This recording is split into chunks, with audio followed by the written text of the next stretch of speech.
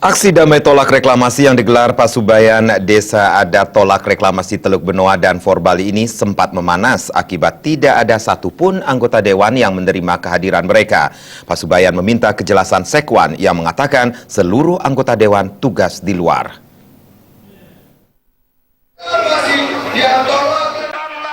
Aksi damai Torek Pasubayan Desa Adat Tolak Reklamasi Teluk Benoa dan Forbali yang sebelumnya berjalan tertib sedikit memanas karena tidak ada satu anggota dewan yang hadir menemui mereka. Dari penjelasan dewan, tidak adanya anggota dewan karena relawan tidak bersurat sebelumnya. Tidak puas dengan jawaban tersebut, akhirnya relawan Torek mendaulat Sekwan Wayan Suarjana untuk memberikan penjelasan di podium terkait agenda anggota dewan. Dalam penjelasannya, Wayan Suarjana mengatakan, kekosongan ini bukan disengaja namun karena anggota dewan masih ada pekerjaan masing-masing.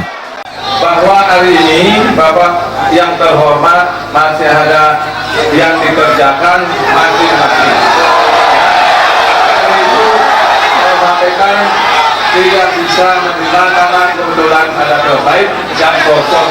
Menurut Koordinator Forbali Gendo Suardana, alasan mereka tidak menerima rakyat beraspirasi karena tidak bersurat, padahal sebelumnya relawan sudah memberikan pemberitahuan kepada pihak kepolisian dan pihak polisi sudah berkoordinasi dengan anggota dewan. Menurutnya, anggota dewan sengaja tidak menerima dengan alasan-alasan formal. Sekwan tidak ada. Ya kami tidak tahu Sekwannya melarikan diri atau sedang mencari data, tapi yang jelas tidak ada di ruangan. Artinya sudah mati. Lampu ruangannya sudah mati. Artinya bahwa Sekwan tidak punya etikat baik untuk menjelaskan dan membuktikan bahwa anggota dewan tidak bisa menerima rakyatnya karena mereka tugas keluar, karena mereka tidak mau memperlihatkan buktinya dan bahkan tidak bisa ditemui. Mereka hilang dari ruangan. Meski aksi damai yang dijaga ketat aparat kepolisian itu sempat sedikit memanas, namun tidak ada satupun tindakan anarkis yang terjadi.